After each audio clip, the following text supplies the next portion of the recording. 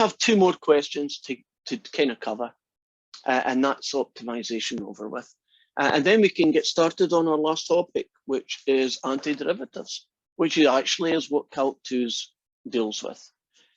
So the first one is, what's the maximum vertical distance between this line and that curve? So I'm going to try my best to sketch it so we can get a visualization of what we're being asked to solve. Now, from x equals -1 to x equals +1, y equals x squared looks something like this.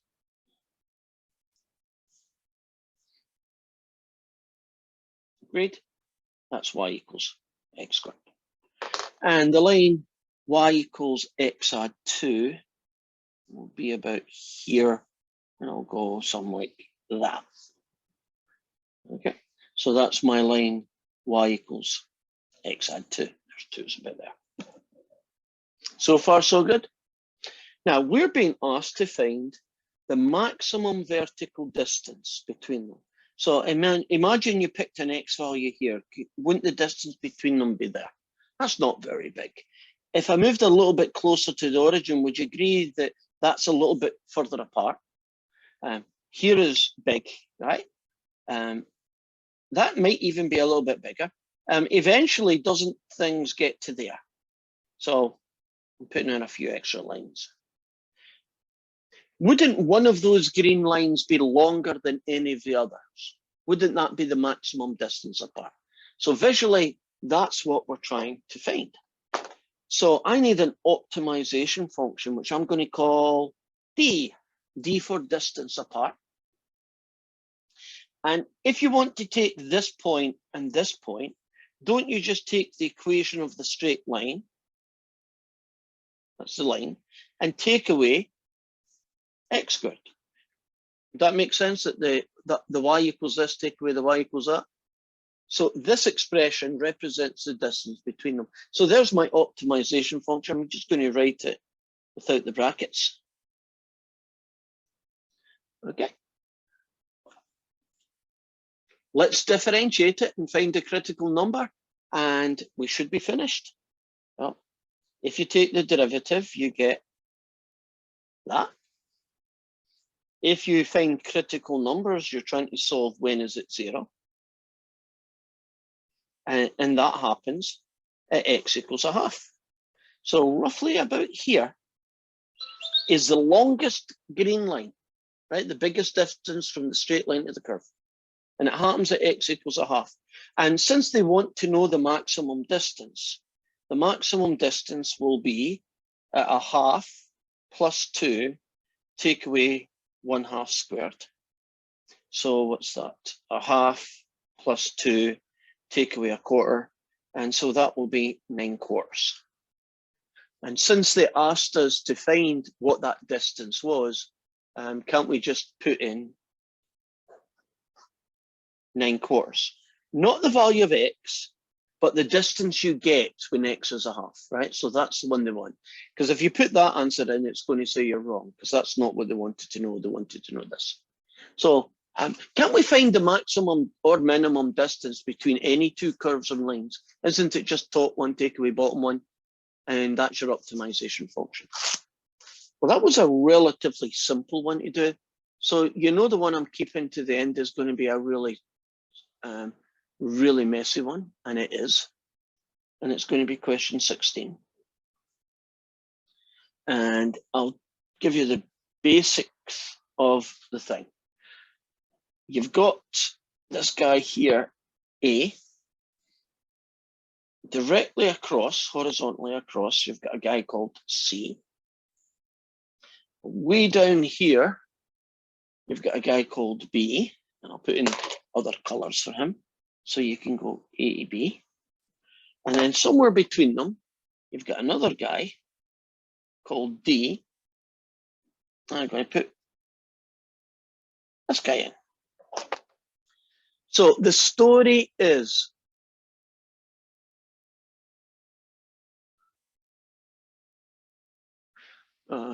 let me just read it out to you.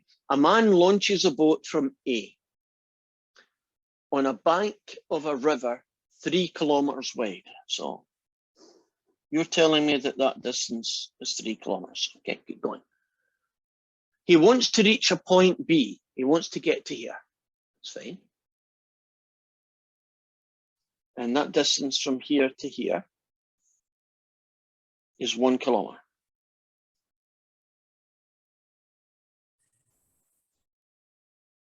He wants to do it as quickly as possible.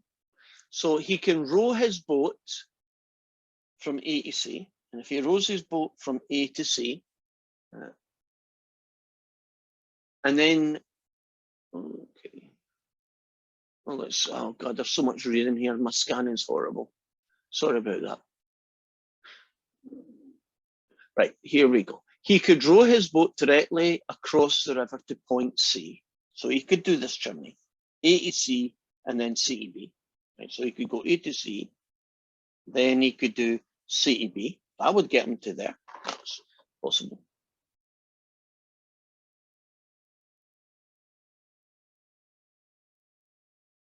Or he could go directly to B. So he could just go A to B.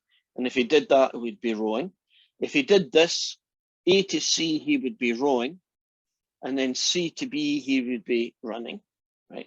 This is on land, this is on water. Okay, got that. He can row at the speed of 6 kilometers an hour. He can run a little bit faster. He can run at 8 kilometers per hour.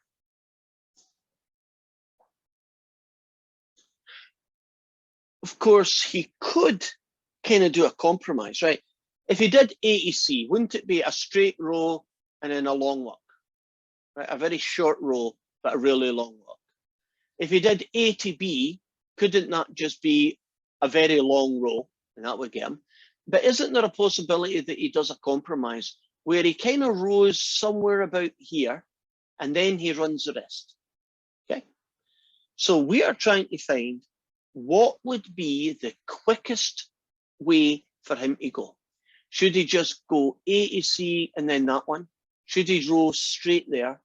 Or should he do that guy? So,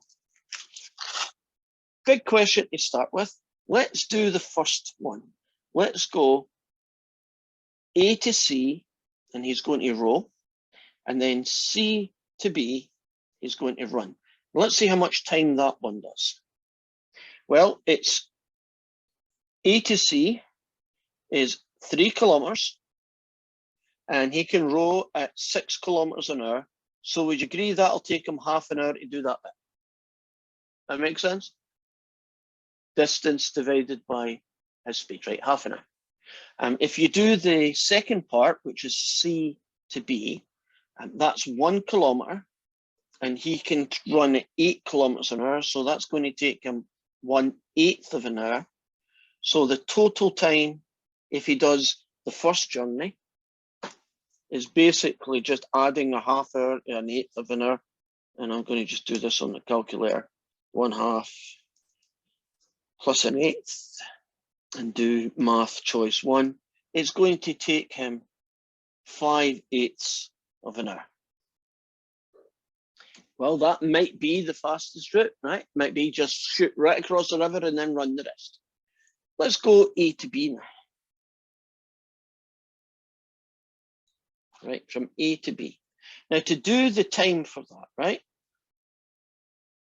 I need to know the distance from A to B divided by the speed of the water, and we know that it can row at 6.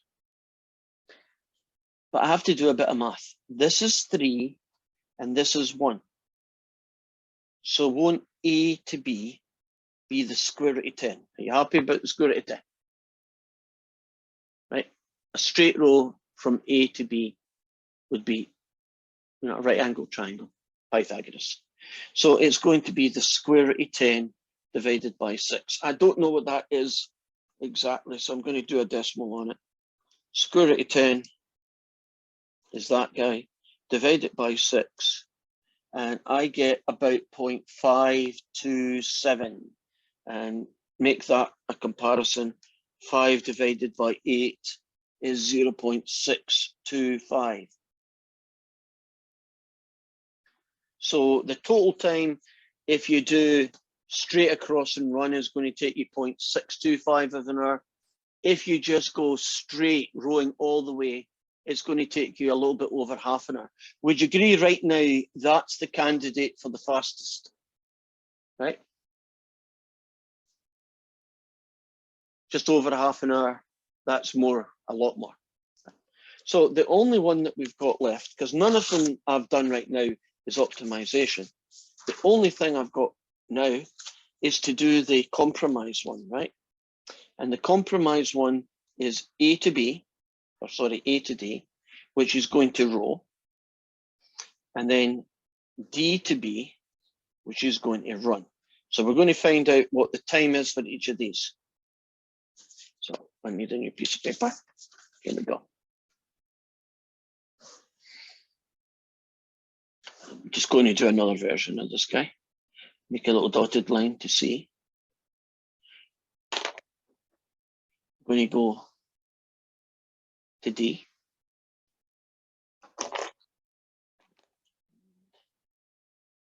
Finish up here at B.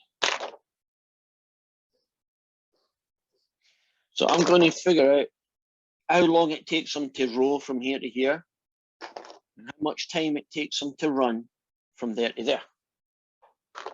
Well, let's put in some numbers here.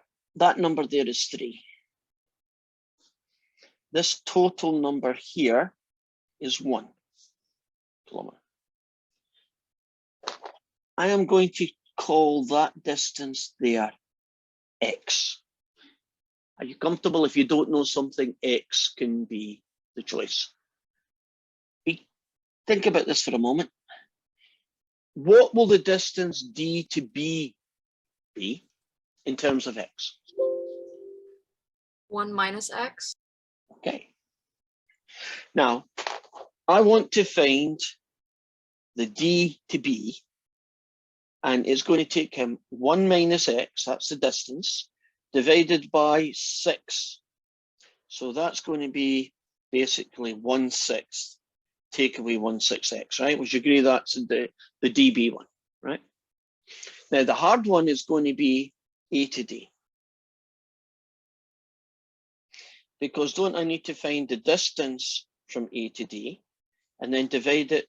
Oh, I made a mistake. Glad I caught it. Walking, you can do 8. Yeah, fixed it. And it's a rowing, you can do 6. So I need to find a formula in terms of X for that distance A to D. Now I have got a right angle triangle where that's 3, and I know this is X, and I'm trying to find the distance from A to D. Can you see that Pythagoras would do it? And if you square these two and add it, can you trust me that you get X squared plus 9? And so this is going to be the square root of X squared plus 9 divided by 6. Okay, I'll pause for a minute. Are you comfortable about how I calculated the time he walked, that's D to B, and the time that he rode, which is A to D? Are you comfortable about where these pieces are all coming from based on this picture? So the total time, which I'm just going to call T, it's made up of the time he spent running plus the time he spent rowing.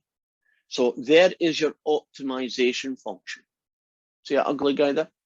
That is the optimization function. So I'm going to rewrite it in a format that's going to make it a little bit easier to differentiate. I'm going to do it like that. So its derivative, well, differentiate that, you get 0. Differentiate that, you get -8. And if you differentiate that, you multiply by the power. You then reduce the power by 1, and it's a chain rule. So you finish with the derivative of the inside function, which is 2x. So our derivative is -1/8 plus 1/6 x squared plus 9 to the -1/2. And I'm now going to try and do some style points on it.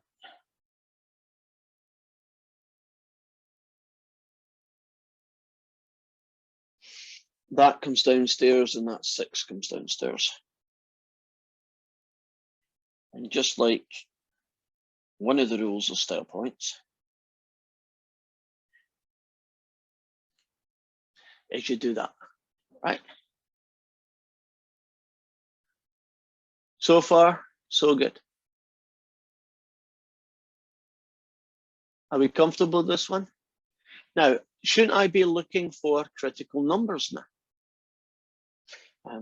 The only critical number I'm going to look for is when the derivative is 0. So I'm going to have to figure out when is this completely ugly expression, and it is 0.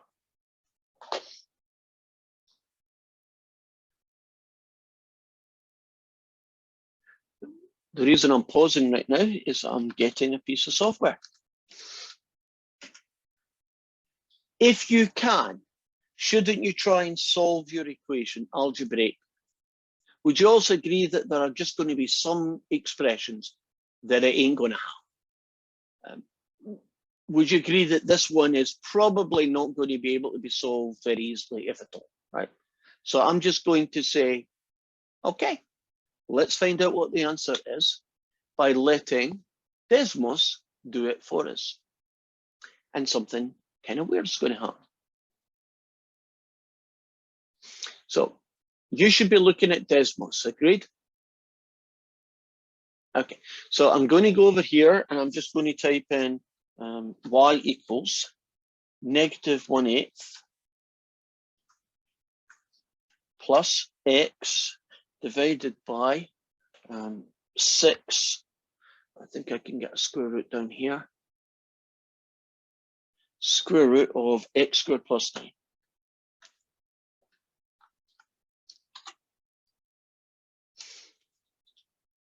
Okay, click off that.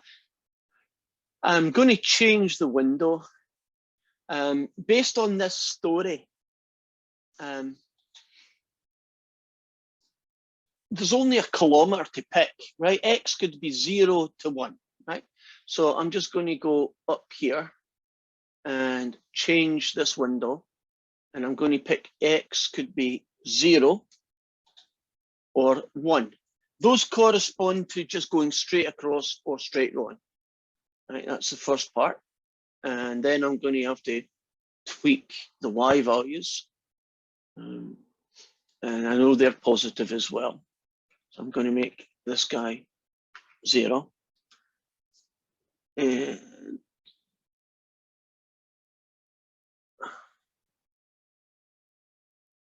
something weird's happening here.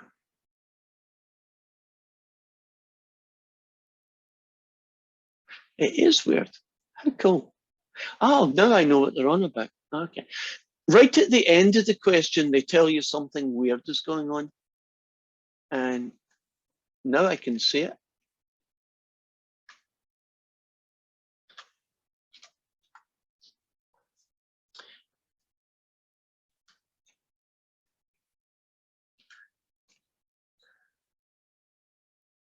Right. If I zoom back on this function, starting at 0 and finishing at 1, do you notice that that curve never actually crosses the x-axis?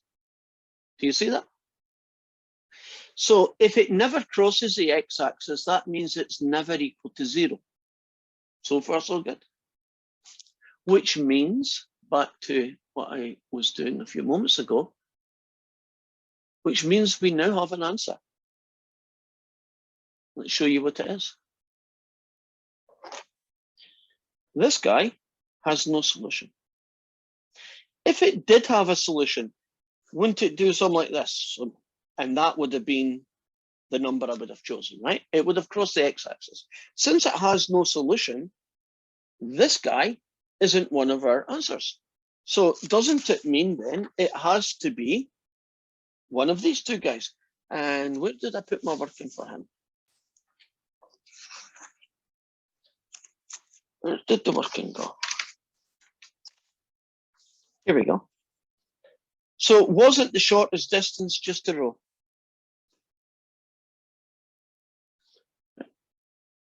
So the answer would and is land 1 kilometer. They ask you how far away from sea should you land? And the answer is 1 kilometer. Now, with the numbers they gave me, that's the correct answer. If I had tweaked it a bit, I could have made that guy work. Can you imagine I went and said something like, you can only row at 1 mile an hour in the water, right? Suppose I changed it to 1 mile an hour on the water, right? And kept the running the same. You would have been able to get a value between here and here. So that was what was weird about that, that the correct answer wasn't actually from our optimization function, because none of those are ever zero. It actually came from one of the two extremes. And the one that was the shortest was rho all the way there. So that means it just wasn't the most efficient way. Yeah. The most efficient way was just to paddle straight to the place you wanted to go. Don't even bother trying to land and then run the last bit. That's kind of what it's saying. Wait, so how is 1 kilometer the answer? Oh, they asked you in the box, how far away from sea should you land to be the quickest? Now, we've already figured out that the shortest route was a direct route. How far away from sea do you land? Well, that's 1 kilometer. So that's why X is 1. It's just the way they phrased it. And we are finished with optimization. Any questions? Last one's a bit interesting in the sense that the optimization function wasn't any use. It didn't provide a solution.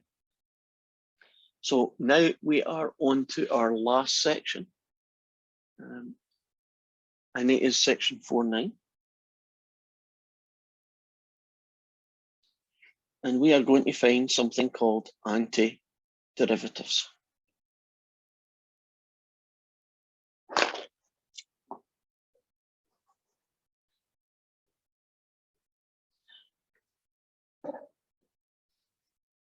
So let's show you where the idea of needing to find an antiderivative came from.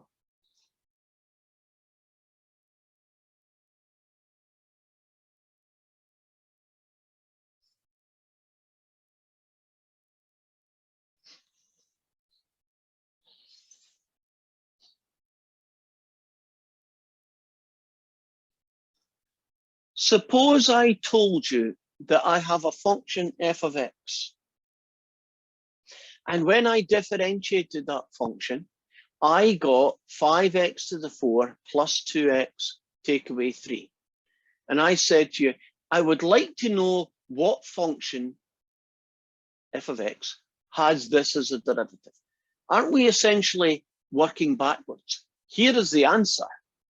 What function would you need to start with? So can you think of like undoing something, right? Reverse engineering it. Now the answer is x to the 5 plus x squared, take away 3x. Now let's check that out. If you differentiate this, power rule.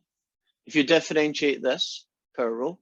And if you differentiate this, power rule. Would you agree that's correct? Now, would that be correct? Yeah. Would that be correct? In fact, wouldn't that also be correct? So doesn't that mean that that's not the whole answer? couldn't it be x to the 5 plus x squared, take away 3x, plus or minus any number you can think of, right? Plus 20 minus 2 billion. And we put in a guy called C. And this guy C even has his own name. He is called the arbitrary constant.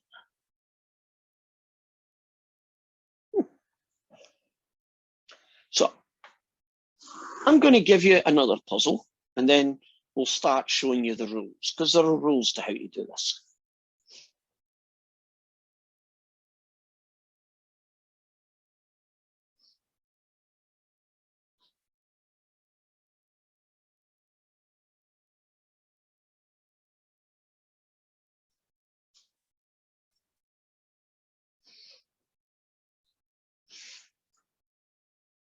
Let's do it as 3 parts. Anybody here want to tell me the antiderivative of 3 cosine x? That's what we call these guys. What would you need to start with to get 3 cosine x when you differentiated it? Think backwards. 3 sine x. Agreed. And can't you check by just differentiating it? Yep, it works. Okay. What would 5e to the x antiderivative be?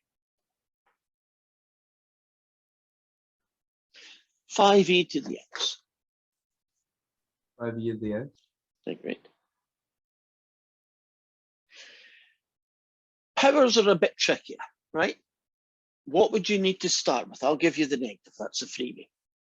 What power of x and what number in front of it?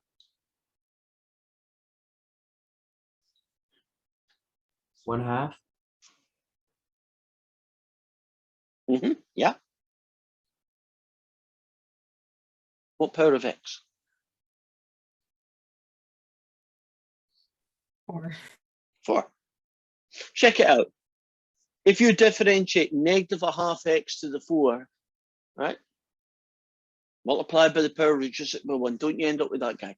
And always remember to finish with your plus c, right? You're always going to have this arbitrary constant because any number could work.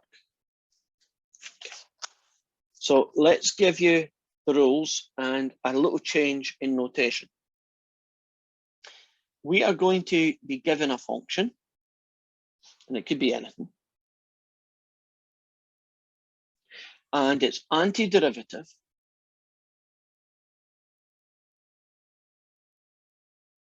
is going to be called capital F of x.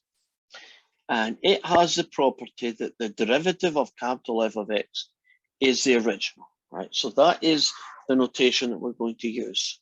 Okay. So here is the function that they gave you in the puzzle, and here is its antiderivative. If I give you a power of n, like x to squared, x cubed, right? Things like that. The antiderivative is add 1 to the power and divide by the new power. So an example of that, I'll show you an example of that right now. If I gave you x cubed and I asked you to find its antiderivative, you would add 1 to the power and then divide by the new power.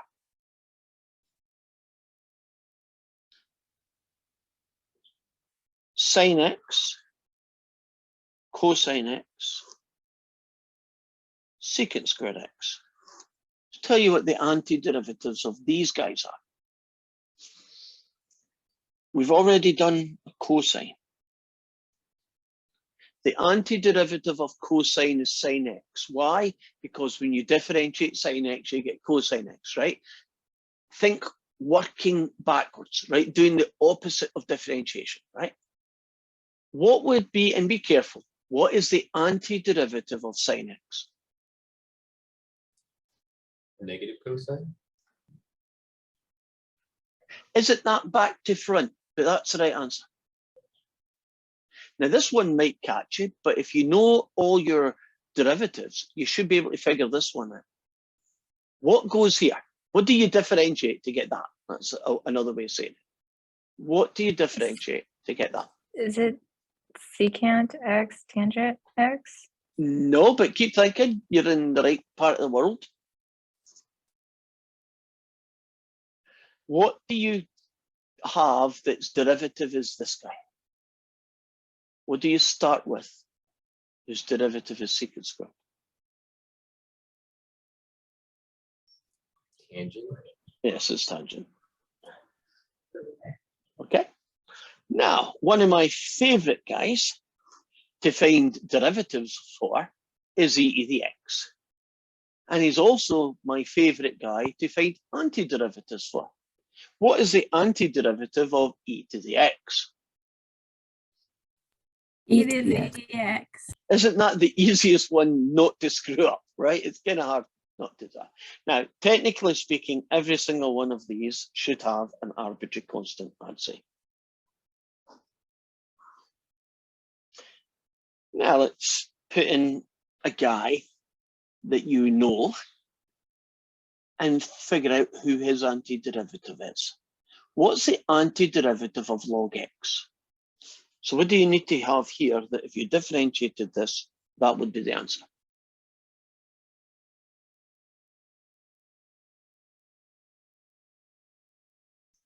Oh, darn it in space. Let's do that again, but the right way around. What would you have here to make that happen?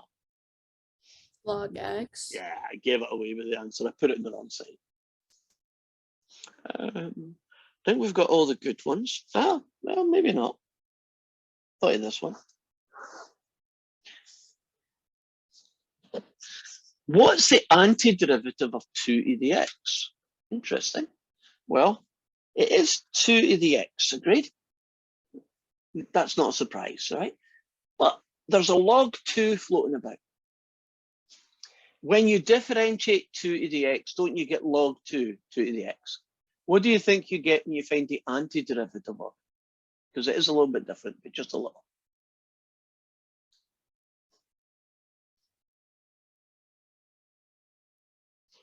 When you differentiate, you get multiplied by log 2 as well. What do you get when you do the antiderivative? Would you divide? You do. Right, we've pretty much got the building blocks that we need to find antiderivatives. So this is like a little special table that we'll add to as, you know, questions appear. So suppose we start with a function like 3x to the 4, take away 5x squared plus 7, right? So I'm doing a polynomial to begin with. Antiderivative. I use this rule, but I don't actually kind of do it the way it's written as a formula. I tend to do these guys as a little phrase. Add 1 to the power and then divide by the new power. So add 1 to the power and divide by the new power.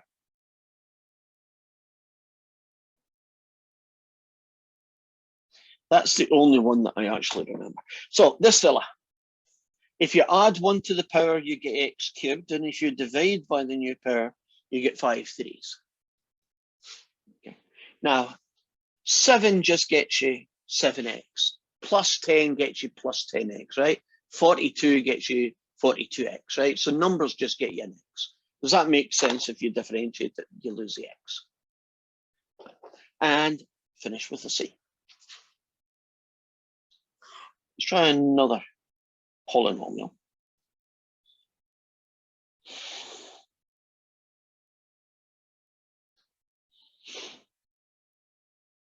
Okay. Just try to pick ugly numbers. Add 1 to the power and divide by the new power. So that's the antiderivative. Add 1 to the power and divide by the new power. Ah, what about x? Well, technically speaking, isn't x x to the 1? Great. So add 1 to the power. And if you want to divide by 2, isn't that the same as a half?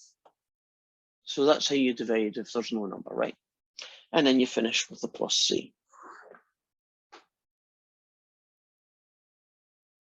Okay, try this one yourselves.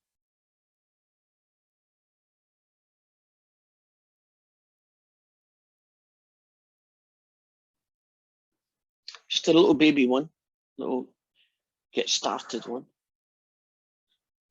You've got 30 seconds. 3x squared, take away 4x, add 7. Find its antiderivative.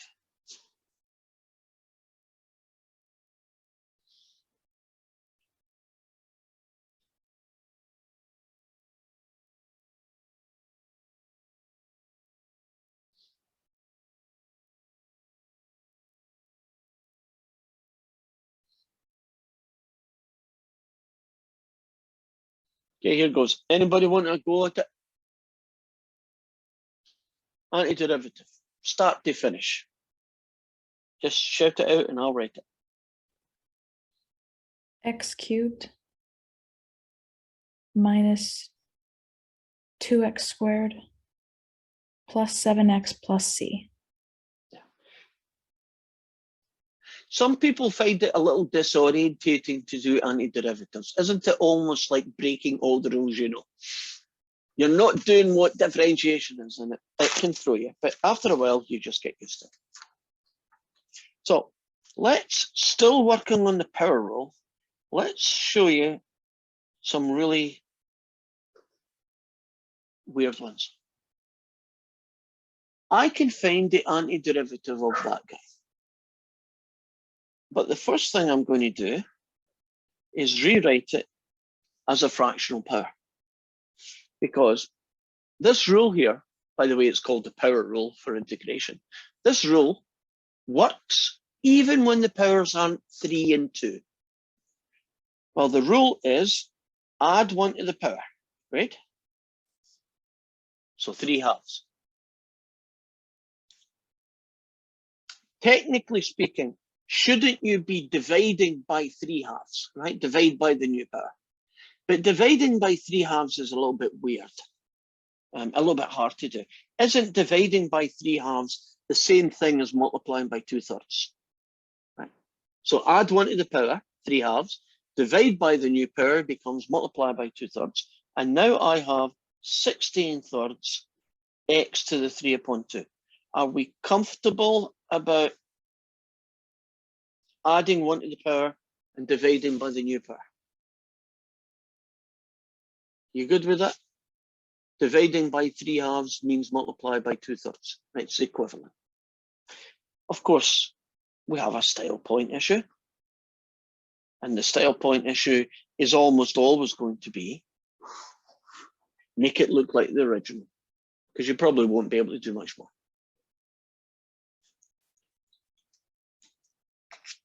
Are we good? How about a question that looks like this then?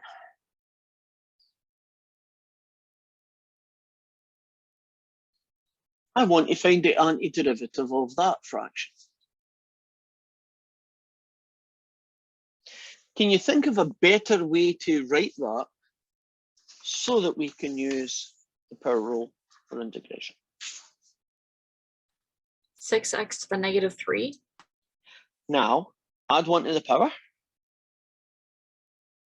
Oh, be careful. What happens if you add 1 to negative 3? What number do you get?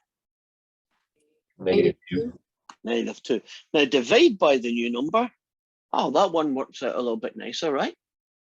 And don't forget your C. But for style points, don't you make it look like the original?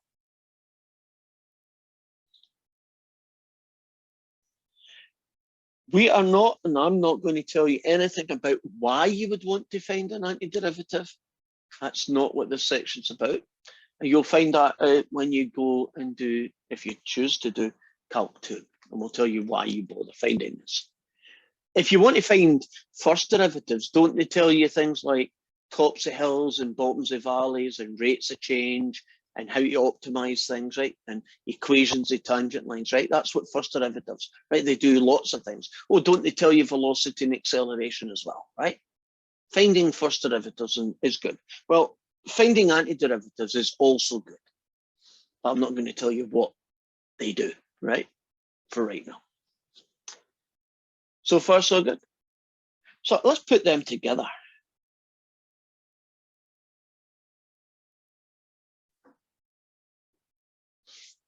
Let's suppose I wanted to find the antiderivative of that ugly fraction. And now we're really getting ugly, aren't we? I need to write that so that I can use the power rule. How's that guy going to get right?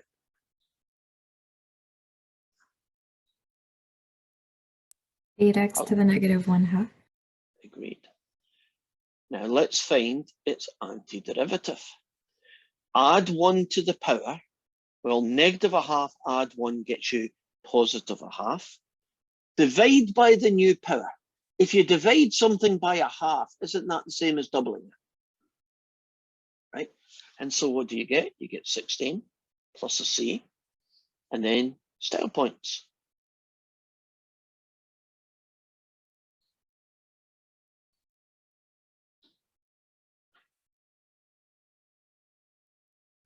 Are we slowly but surely getting comfortable with antiderivatives, right? It's a process where you take a function and you find out what it would have to be so that the derivative would get you that function. So how about this fella?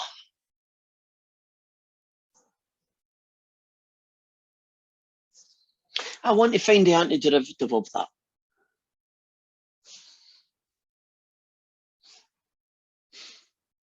You want to tell me where to go or what to do?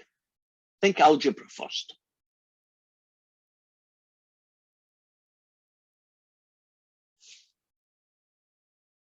I mean, that's no good. I can't use that. How could I rewrite it? Can you FOIL it out? That's what you should do. And can you trust me that you get 4x squared minus 4x plus 1 when you're finished? Would you agree it's now pretty easy to do as an antiderivative? So add 1 to the power and divide by the new power. Add 1 to the power and divide by the new power. 1 gets you 1x, and then you got a c, and you're done. Right. Last question for today.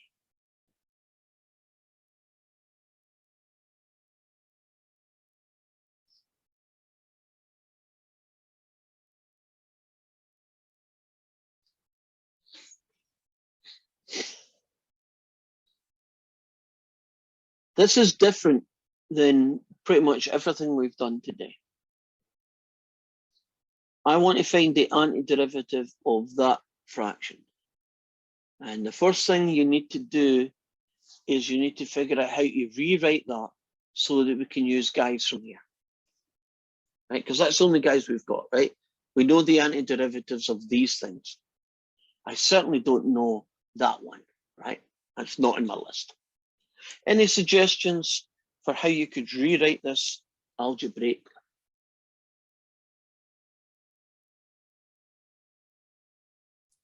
X squared plus 5x plus x to the 1. Or no. Okay, so x squared plus 5 Yeah. times x to negative 1. Yeah. I'm happy with that. What are you going to do next?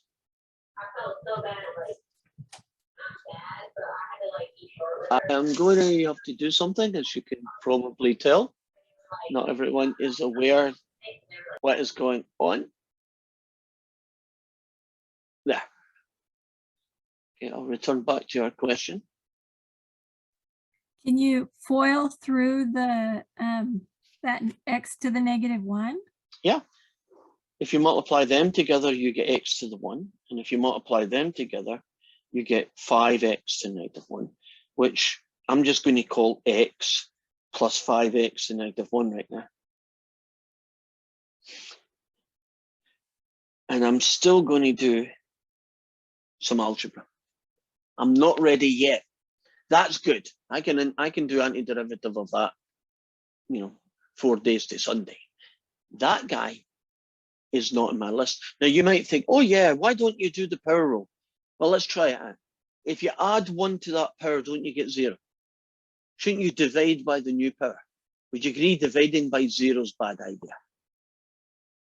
This is not a power rule. This is a very special case.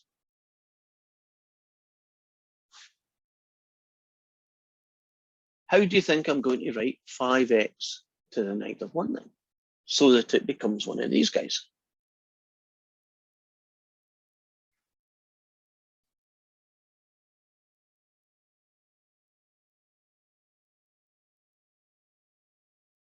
There's the clue.